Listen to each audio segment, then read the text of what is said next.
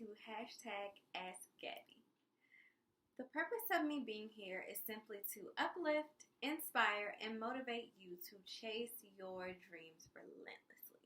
Today's question is, how did you become bilingual? I use 3 major steps to become bilingual.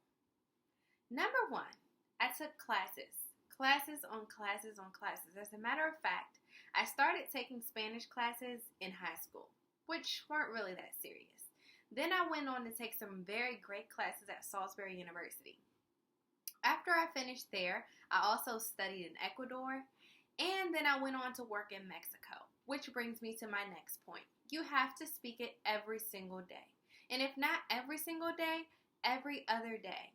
So before you even decide to learn a language, you need to determine how accessible is a person who speaks that language to you.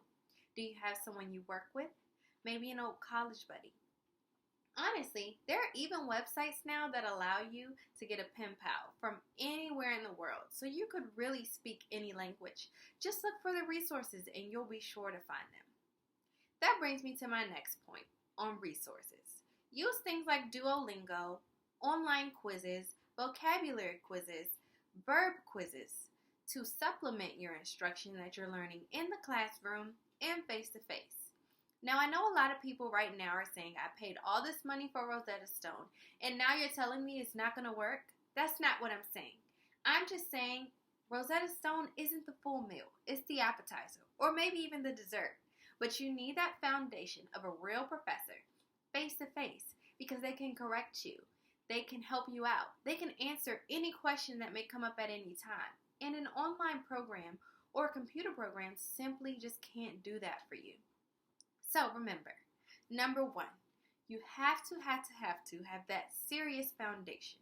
Take a course, take a class at a university, at a language school, anything you can think of. Number 2, you're going to want to talk to someone, anyone, online, in person, as long as it's a conversation.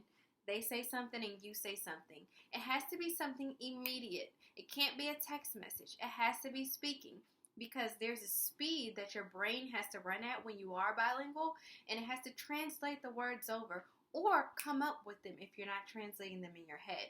So to practice that brain muscle, you have to do it in person. And number 3, use supplemental instruction of all kinds. This means Duolingo, Rosetta Stone, whatever you can think of, use it. Nothing will hurt you, but you definitely have got to have that foundation, day-to-day conversation, and supplemental instruction. Next week's topic will be about strong women and submission in relationships. Ooh, we getting deep up in here already. So I hope you'll tune in. And if you have any questions of your own, feel free to tweet me at Gabbi Speaks using the hashtag AskGabbi, Gabbi, and simply shoot your question out there. Whatever it is, I'll be sure to answer it. And I hope to speak to you and hear from you soon. Bye. You know I'm gonna get it. She my NYPYT.